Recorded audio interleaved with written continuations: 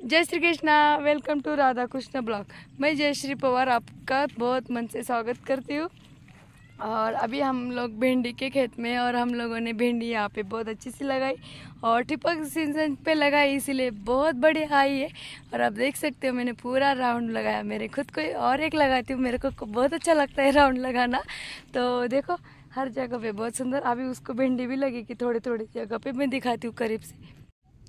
ये देखो एक पौधे पे 3 से 4, और पौधा कितना छोटा सा है लेकिन है ना बहुत बढ़िया। और ये सब हुआ है ठिबक सिंचन की वजह से। कितना सुंदर लग रहा है सब कुछ। अभी बहुत सारी आएगी। भेंडीला पण खूप छान भेंड्या लागल्यात। एका झाडाला 4-5 ढेसे आहेत हे बघा। आणि त्याला भेंड्या पण आता सुरू होतील, फुलं पण लागलेत एकदम मस्त। आणि भेंडीचं फुल तर खूप सुंदर दिसतं। आणि ह्या सगळं कमाल झालाय ठिबक सिंचनमुळे, नाही तर आमच्याकडे आज काही नसतं शेतामध्ये। आणि एक तो अवकाळी पाऊस आणि शेतातली माऊ लुसलुशीत कोथिंबीर खायला पण खूप चवदार असते, आरोग्यासाठी पण खूप चांगली असते, पण ती धुवून खायची असते। मी पुसून घेतली होती मी धुवून यासाठी की कारण त्याच्यावरती खूप औषध फवारणी असते त्यामुळं। आणि आम्ही तिकडे भोपळे लावले, त्याच्यात पण मस्त कोथिंबीर शेपू पण टाकलाय, तो पण उगून आलाय। चला बघूया आज आपण सैर सपाटाच मारूया। आणि मी सांगत होती ना माऊ लुसलुशीत कवळी कचकी बघा, एकदम सुंदर अशी आमची कोथिंबीर उगून आलेली आहे। आणि हे रेन पाईप वरती आहेत। आणि इकडे शेपू थोडा बारीक दिसतोय पण दिसतोय।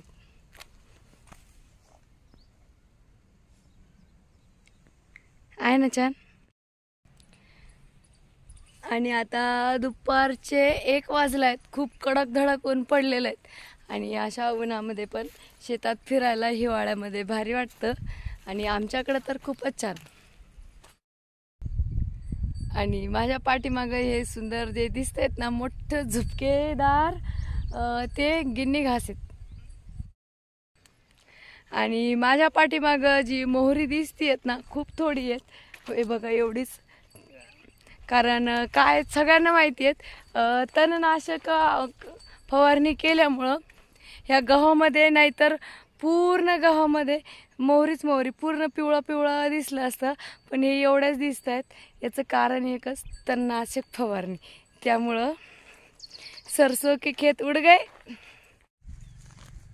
तर आमची मेथी काढायचं पण काम चालू आहे। जास्त काही काम नाही, थोडीच काढायची, त्यामुळं ऊन उतरल्यावरच काढली ना चांगली येते, ती फ्रेश राहते बघा, ताजी ताजी। नाही तर सुकून जाते, भाजीवाणी म्हणतात ना तशी ही भाजी सुकूनच जाते। कशी दिसते बरं आमची भाजी सांगा बरं। जिकडं बघावं तिकडं भाजीच भाजी, मेथीची ताजी ताजी। पण आमच्या मेथीची भाजी छान भाव बरं का, आज चांगला भाव भेटणार है ना।